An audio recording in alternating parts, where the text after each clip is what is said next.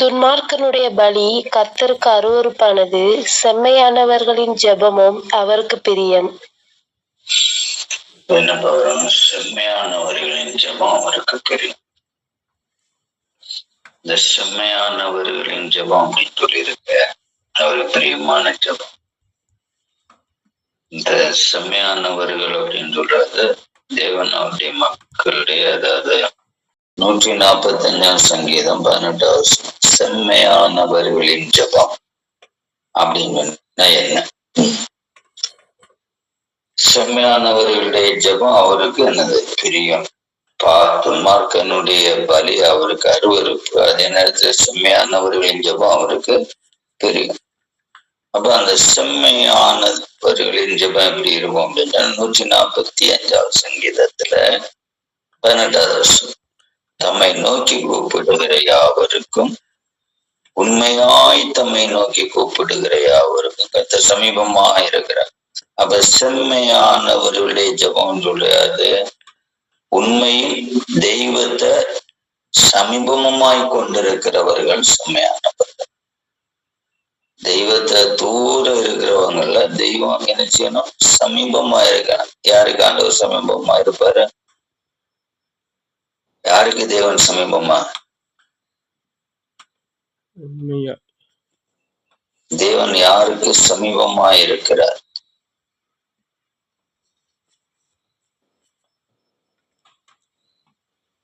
உபாகமோ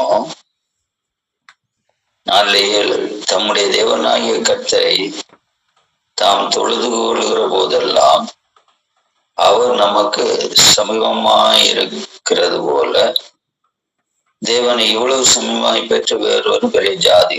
அப்ப யாரு? முதலாவது பார்த்தோம் செம்மையானவர்கள் அப்படின்னா உண்மையும் தேவனை சமீபமாய் கொண்டிருக்கிறவர், அவங்கதான் செம்மையானவர். செம்மையானவர்கள் உண்மையானவர்கள். அடுத்தது தேவனை சமீபமாய் கொண்டவர்கள். அது கொஞ்சம் கஷ்டம்.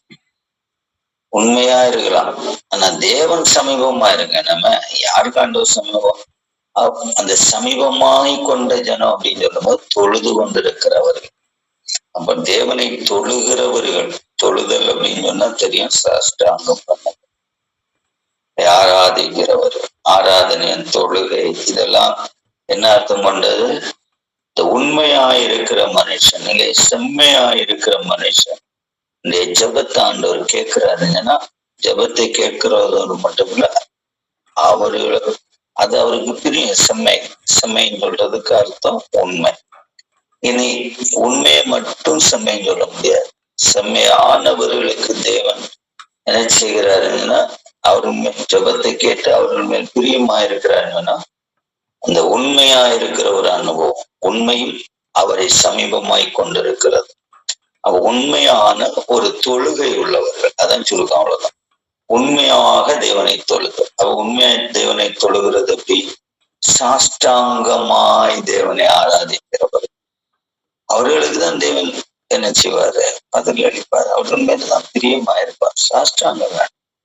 சாஷ்டாங்கம் சொல்லும் போது நமக்கு எப்பவுமே தெரியும், சர்வத்தையும் அவருடைய பாதத்துல வைக்கிறவங்க, எதையும் தனக்குன்னு கொண்டு எடுத்து கொள்ளாதவர்கள் தான் சாஷ்டாங்க ஆராதனை செய்கிறோம்.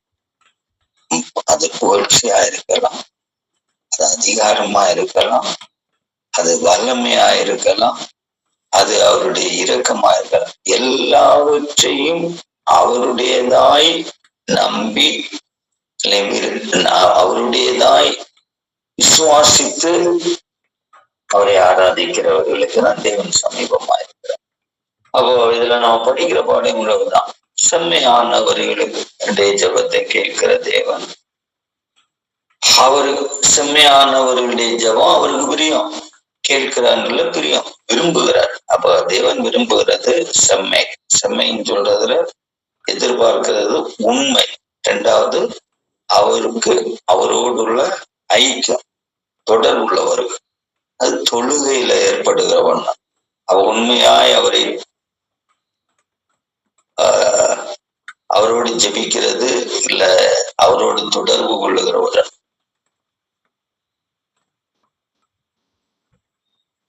இந்த அனுபவத்தை நம்ம எப்ப கண்டுகொள்ள முடியும்? உண்மையான தொழுகையில தான். அப்போ ஜெபம் கேட்கணுமைக்கு 3 காரியம் அவ்வளவுதான். ஒண்ணு என்ன செய்யணும்?